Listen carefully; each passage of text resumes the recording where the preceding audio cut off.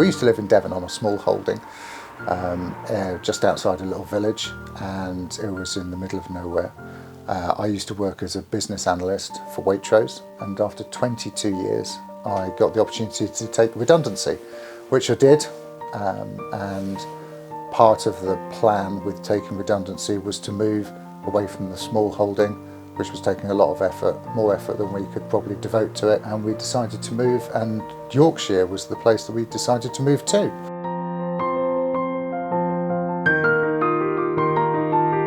I used to teach, spent my life teaching from graduating university, absolutely loved it, but decided that it was time to do something different, and once Alan's redundancy came up, it was an opportunity that we could do something together, so that's what we decided to do. When we came up on holiday, we visited Leyburn on several occasions and decided that there was a lot of shops and things here, but no bookshop, and a bit of a firm believer that every area needs a bookshop really. Decided that it was an area that was busy enough, with a big enough town for locals, and also had tourists through the summer and other times of the year, and thought it would be a great place to live and work. We'd been thinking about what we could do for a living, I guess. We've been doing up the house for about 6 months.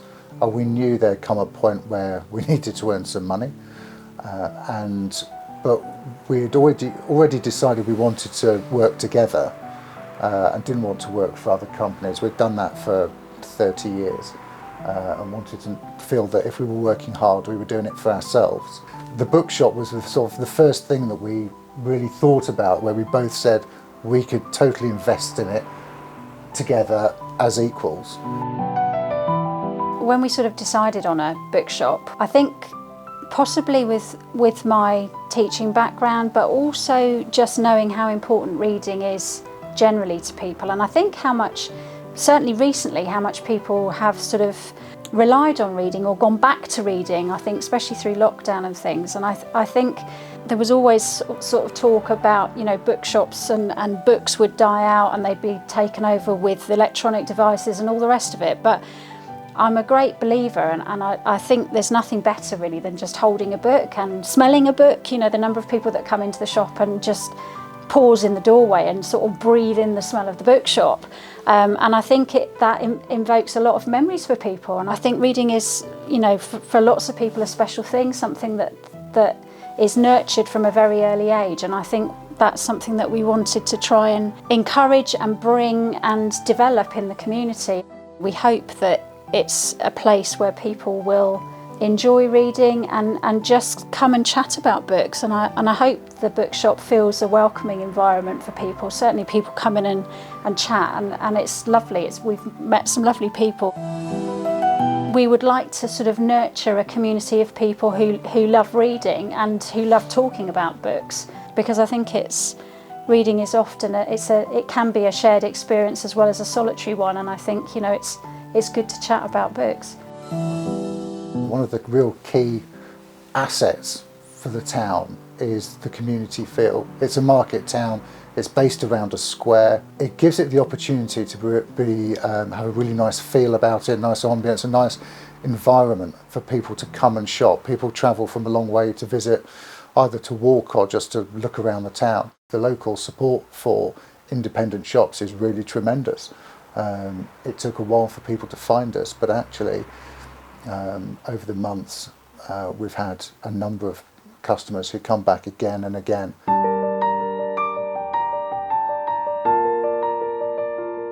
Naming a bookshop is harder than you would think, actually. There are amazingly and really great news. There are lots of independent bookshops around the country, and it's quite difficult to think of something that's original, which is what we wanted to try and do. But we first of all brainstormed lots and lots of names, and then checked to see that nobody else had that name, and lots of times they did, so that one was scratched off the list. And we found it really hard to think of something that was original and unique to us, really, and we're getting nowhere fast. And I think it was quite important that we've decided on a name quickly, because obviously that would sort of create the whole ambience for the shop. I think having sort of shortlisted some names, we then sort of got family and friends involved in, okay, well, which are your favourite three? And then we didn't agree, so that didn't actually really help. And so we sort of came to a dead end completely. And then we were sitting down having dinner, and I think I just said, what about the Wonky tree? And the Wonky tree stems really from our place in Devon. We lived, as Alan said, on a small holding that was sort of about a mile down a track. And you couldn't see the house from the road, and every time anybody wanted to find us, they always got lost. But at the end of the track, we had a tree that had a very bizarre wonky angle to it. So we ended up always sort of saying to people, well, you know, look for the Wonky tree, and then when you see the Wonky tree, dive into the hedge, and that's the path to the house. And actually, when we sort of thought about it, you know, the Wonky tree through lockdown and everything had always sort of brought us, or united us with sort of family and friends, and actually we couldn't think of a better name for the business really, so Wonky tree it was.